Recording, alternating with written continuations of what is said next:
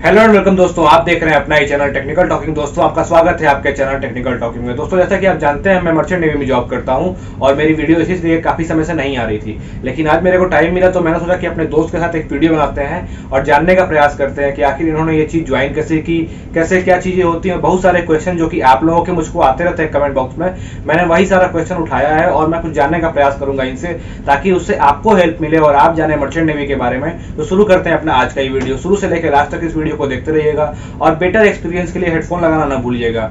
मिलते हैं आपसे अपने तब वीडियो में और शुरू करते हैं अपना आज का क्वेश्चन। तो सबसे पहले तो अंकुर अनुज, अपने बारे में कुछ बताइए, आप अपना कुछ इंट्रोडक्शन दीजिए लोगों को। हेलो एवरीवन, मैं धन्यवाद कहना चाहूँगा आयुष को जिसने मुझे मौका दिया कुछ कहने का। तो जैसे कि मेरा नाम अंकुर अनुज है, मैं टेक कैडेट हूँ। तो मैंने अपनी शुरुआत की थी 2020 में। मैंने कोर्स किया था DNS जिसका नाम है डिप्लोमा इन नॉटिकल साइंस, जो कि कोर्सेस होती हैं नॉटिकल साइंस यानी डेक साइट ज्वाइन करने के लिए। इंजन साइट के लिए अलग कोर्सेस होती हैं। तो वो मैं फ़िलहाल 2 साल से इस फील्ड में हूँ और काफ़ी अच्छा है। तो मेरा अगला क्वेश्चन इसी से रिलेटेड है कि आपने ज्वाइन कैसे किया, आपको कैसे मालूम चला कि मर्चेंट नेवी क्या होती है क्या नहीं होती। क्योंकि अभी देखा जाए तो हम लोग ऐसे एरिया से आते हैं जहाँ पे बहुत सारे लोग ये भी नहीं जानते कि आखिर मर्चेंट नेवी होता क्या है, और बहुत सारे लोगों से अगर हम बोलते हैं कि मैं मर्चेंट नेवी में काम करता हूँ तो समझते हैं कि अपन इंडियन नेवी में है। तो इंडियन नेवी मर्चेंट नेवी के बारे में फर्क कैसे मालूम चला, फिर आपने ज्वाइन कैसे किया, आपको यहाँ मालूम कैसे चला कि नहीं मर्चेंट नेवी कुछ होती है और मैं ज्वाइन करूँ उसको। अच्छा जी, ठीक है, मैं इस बारे में जरूर बताना चाहूँगा। जो इंडियन नेवी होती है, इंडियन नेवी का काम होता है डिफेंस के लिए। उनका काम है देश की रक्षा और सुरक्षा करना, और उनमें इन्वॉल्व होते हैं गवर्नमेंट होती है, वो गवर्नमेंटल की ओर से काम करती है और उनका मेन काम है डिफेंस करना। और जो मर्चेंट नेवी होती है पूरी तरह से कमर्शियल होती है। हमारा मेन काम होता है एक्सपोर्ट और इम्पोर्ट। एक्सपोर्ट इम्पोर्ट में आपका हर तरह का प्रोडक्ट है, उसको एक्सपोर्ट इम्पोर्ट किया जा रहा है, चाहे वो ऑयल हो, चाहे वो फर्नीचर हो, चाहे वो फोन हो, एवरीथिंग जो भी मैन्युफैक्चर हो रही है उसे एक देश से दूसरे देश तक लेके जाना सुरक्षित। तो ये काम मर्चेंट नेवी का होता है। हमें समानता ये है कि उस मर्चेंट नेवी शिप में एक कैप्टन होता है जो शिप का इंचार्ज है। उसी तरह से इंडियन नेवी में भी एक कैप्टन होता है जो उस शिप का इंचार्ज होता है। और इंडियन नेवी के बंदे मर्चेंट नेवी ज्वाइन कर सकते हैं इंडिया में, ये पॉसिबल है। तो ज्वाइन कैसे किया आपने, आपने कौन कौन से कोर्सेज किए, कैसे आपको मालूम चला इसके बारे में? हाँ, तो बात यह है कि 2018 में मैं कोचिंग कर रहा था इंजीनियरिंग की प्रिपरेशन के लिए। तो उसमें मेरे एक दोस्त मुझे मिला जिसके मामा इस मर्चेंट नेवी में है और डेक साइड में वो इस वक्त सेकंड ऑफिसर है। तो एक दिन मैं उनके घर गया और मैंने उनके घर में देखा, उनसे मुलाकात हुई मेरी। मैंने पूछा उनसे कि आप क्या करते हैं। उन्होंने मुझे बताया कि मर्चेंट नेवी में हूँ। तो उस वक्त मुझे नहीं पता था मर्चेंट नेवी क्या होता है। तो बाद में फिर मैंने और मेरे दोस्त ने सोचा कि हम लोग इसी फील्ड को ज्वाइन करेंगे। तो उनके मामा ने हमारी कोई खास मदद नहीं की, उन्होंने बस हमें बताया कि खुद से जानो और पता करने की कोशिश करो जिससे कि तुम समझ जाओ कि ये किस तरह का फील्ड है। हमने गूगल पे सर्च किया व्हाट इज मर्चेंट नेवी, हमने पता किया। फिर हमने तरह तरह के कोर्सेज के बारे में जानने की कोशिश की कि ऐसे कोर्सेज होते हैं, क्या होता है, कि क्या क्या इसमें डिपार्टमेंट होते हैं, इंजन साइड क्या है, डेक साइड क्या है। और उसके बाद हमने उस टाइम के लिए मैंने DNS यानी डिप्लोमा इन नॉटिकल साइंस को चूज किया। इसके अलावा BSc नॉटिकल साइंस भी होती है। तो उसका अगर फर्क मैं बताना चाहूँगा तो BSc जो है वो 3 साल की होती है और नॉर्मल BSc की तरह, और उसमें आपका 1 साल का C टाइम यानी कि C पीरियड चाहिए आपको, जिसके बाद अपने एग्जाम्स देते हैं प्रमोशन के लिए।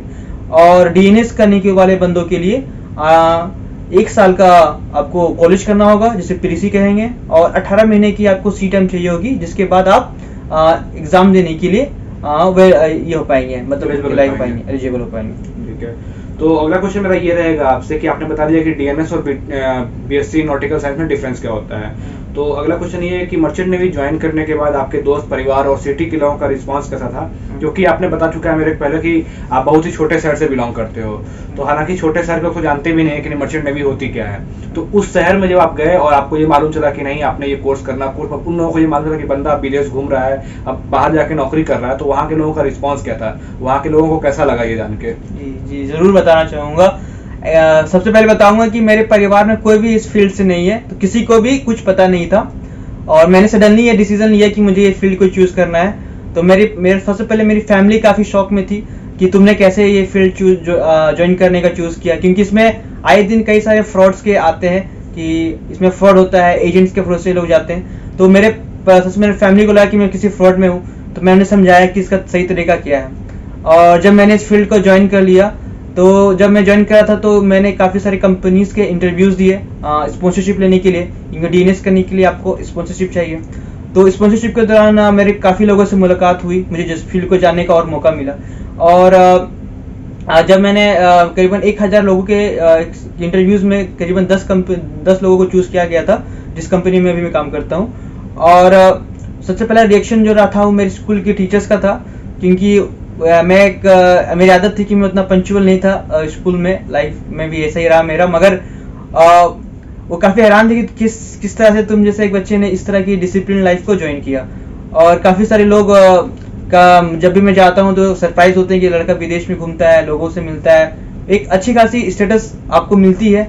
कई सारे लोग मुझसे पूछते भी हैं कि आपने कैसे ज्वाइन किया, मुझे भी ज्वाइन करना है, आप बताइए।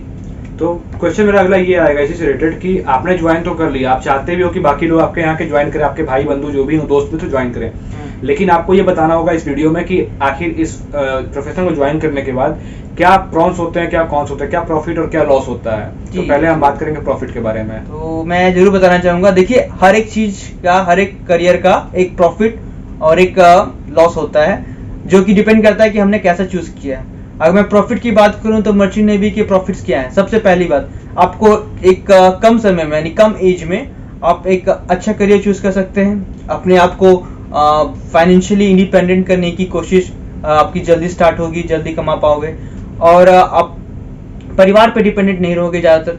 और उसके अलावा आपको कई सारे कंट्रीज को घूमने का मौका मिलेगा। हालांकि अभी कोविड के टाइम पे अभी हम बाहर नहीं जा पा रहे, पर जब कोविड नहीं रहता और नहीं था तब और आगे की सीन में हम कंट्रीज को एक्सप्लोर कर सकते हैं, अलग अलग तरह देश के लोगों के साथ काम करते हैं, अलग अलग देश के कल्चर के बारे में जानते हैं। सैलरीज अच्छी मिलती है इस फील्ड में, एज पर द रैंक आपकी स्टार्टिंग लोअर से हाई तक जाती है सैलरी, जो चेंजेस रहती है, अच्छी सैलरी मिलती है।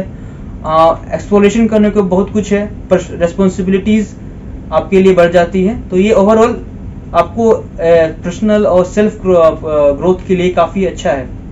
तो अगला क्वेश्चन मेरा इससे लॉस से रहेगा, आखिर इसके इतने सारे फायदे हैं तो नुकसान भी कुछ होगा, तो क्या नुकसान है। जी हाँ, इसके नुकसान भी हैं। अगर मैं नुकसान गिनाऊं तो सबसे पहली बात यह है कि ये एक फैंटेसी करियर की तरह नहीं है, जैसा कि फिल्मों में दिखाया जाता है कि बंदा दुनिया घूम रहा है, ऐश कर रहा है, लाइफ मस्त है।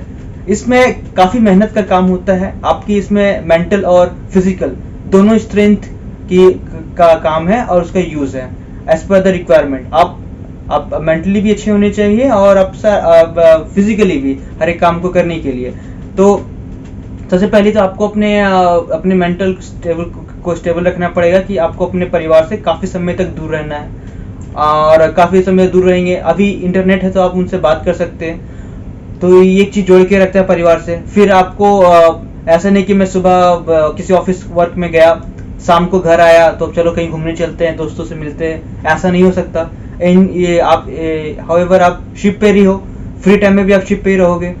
और उसके अलावा ये है कि एक लंबा समय तक अगर लंबा कॉन्ट्रैक्ट हो जाता है, अगर 6 महीने से ऊपर, तो थोड़ा थोड़ा कभी भी आपको लोनलीनेस या अकेलापन भी लगता है कि मैं अकेला हूँ। मगर शिप में काफ़ी सारे ऐसे लोग होते हैं, एक पूरा क्रू है, अगर आप सबके साथ मिल के रहोगे परिवार की तरह तो आप अच्छे से रह पाओगे, आपको अकेलापन नहीं होगा। तो बेस्ट कंपनी कौन कौन सी ज्वाइन करें, क्योंकि मर्चेंट नेवी में बहुत सारी कंपनियां हैं, और अपने यहाँ इंडिया में क्या होता है ना कि अपन फॉर्म भरते हैं या अपन किसी एजेंट चक्कर में पड़ जाता है तो वो किसी ऐरी गरी कंपनी भेज देता है। तो हमारा ये जानना जरूरी है कि बढ़िया बढ़िया कंपनी कौन कौन सी हैं, ताकि हम उनके लिए अप्लाई करें, ताकि हम किसी और चीज़ के चंगुल में या परेशान ना हो, कहीं फंसे ना।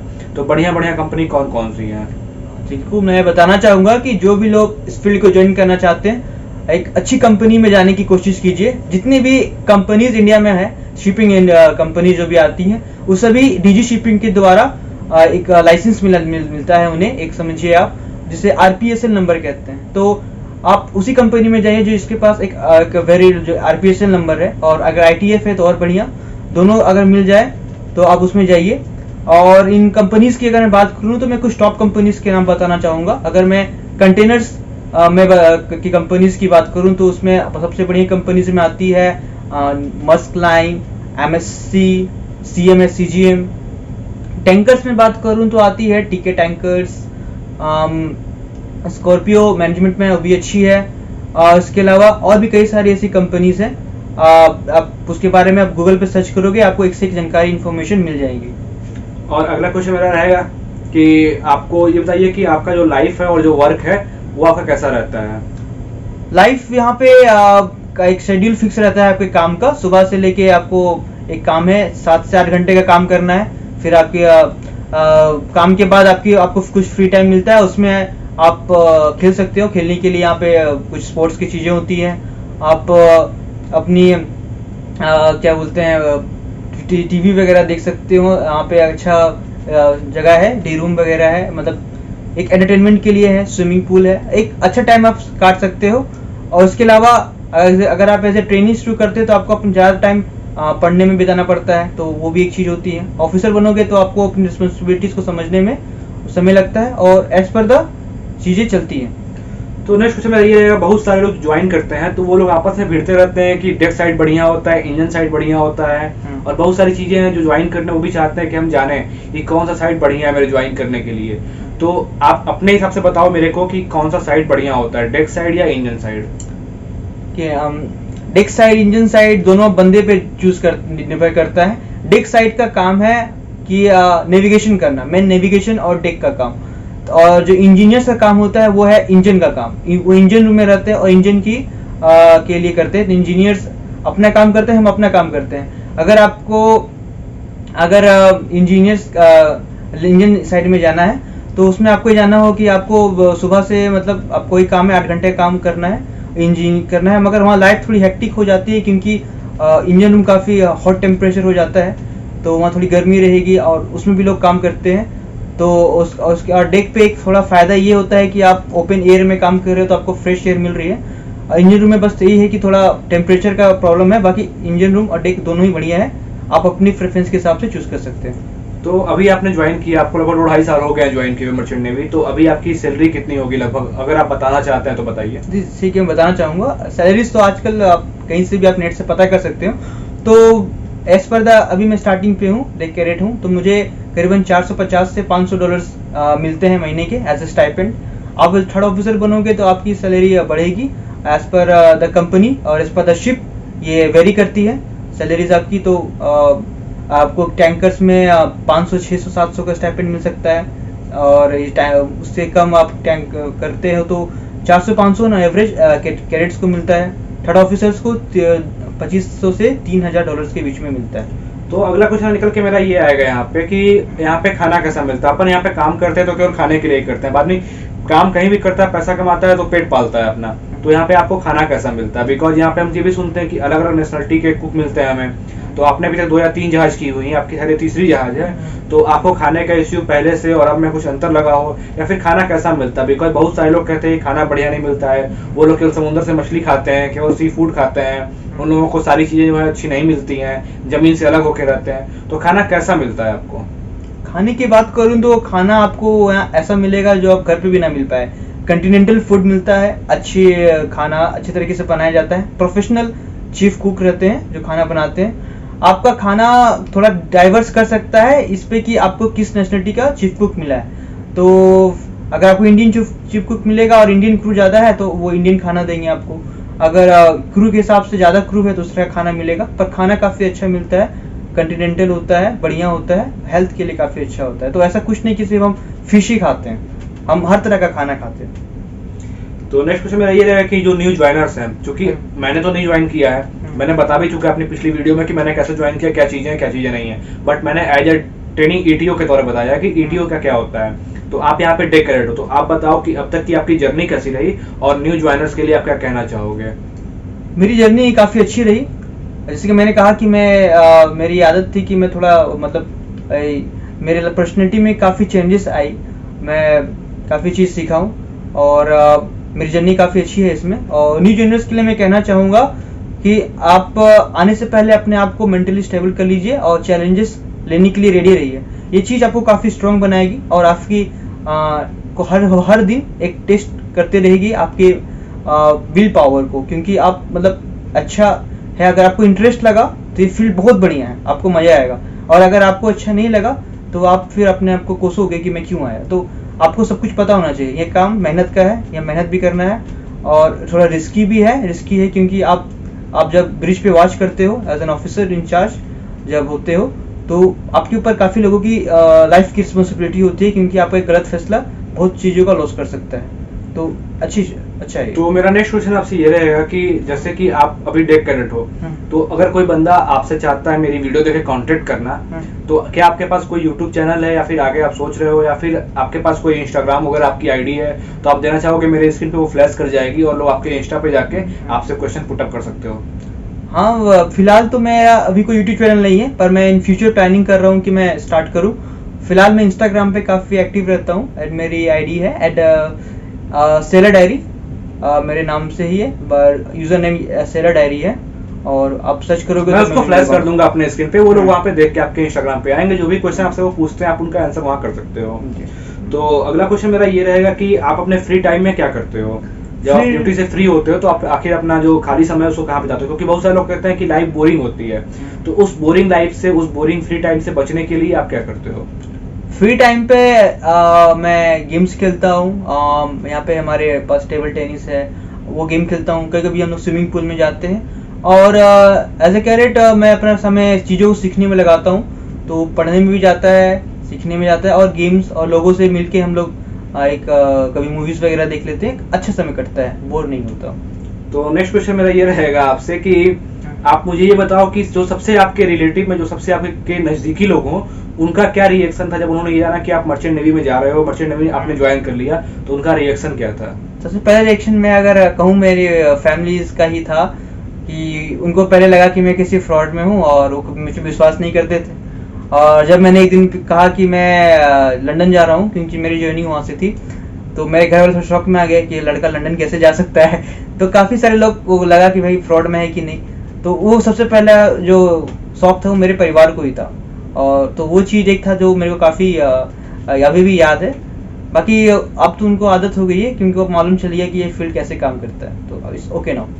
तो नेक्स्ट क्वेश्चन और लास्ट क्वेश्चन मेरा ये रहेगा कि आप ये बताइए कि ये जॉब जो आप कर रहे हो, तो इस प्रोफेशन में क्या लड़कियां भी जॉब करती हैं, और अगर करती हैं तो क्या लड़कियों के लिए ये जॉब सेफ है या नहीं है, या फिर दोनों लोग, लड़के और लड़की दोनों ये जॉब कर सकते हैं या नहीं कर सकते? जी बिल्कुल, हाँ, लड़कियां और लड़कियां दोनों ही ये फील्ड ज्वाइन कर सकते हैं, क्योंकि आप देखेंगे आप इस फील्ड में कई सारे लड़कियां आती है। हालांकि इंडिया से एक पर दो भी लड़कियां थोड़ी कम आ रही है, और यूरोप साइड से ज़्यादा आती हैं, पर अब इंडिया से भी मैं देख रहा हूँ काफ़ी सारी लड़कियां इस फील्ड को ज्वाइन करती हैं। आप बिल्कुल कर सकती हैं, इसमें कोई दिक्कत नहीं है, आप आ सकती हैं। आप इस पर करियर चॉइस, आप लड़का लड़कियां दोनों काम कर सकता है, कोई दिक्कत नहीं। तो ठीक है दोस्तों, आपने अपने सारे सवालों का जवाब पा लिया। आशा है कि आप सारे जवाब से संतुष्ट होंगे। अगर आपका कोई और क्वेश्चन आता है तो आप या तो इनके इंस्टाग्राम पेज पे आ सकते हो, जिसकी लिंक आपको यहाँ दिखाई दे रही होगी, या फिर नीचे आप कमेंट कर सकते हो, नीचे कमेंट में बताने का प्रयास करूंगा, या आप इनसे पूछ सकते हो इनके इंस्टाग्राम पे जाके। तो मिलते हैं आपसे अपने अगले वीडियो में, तब तक नमस्कार, जय भारत, जय हिंद।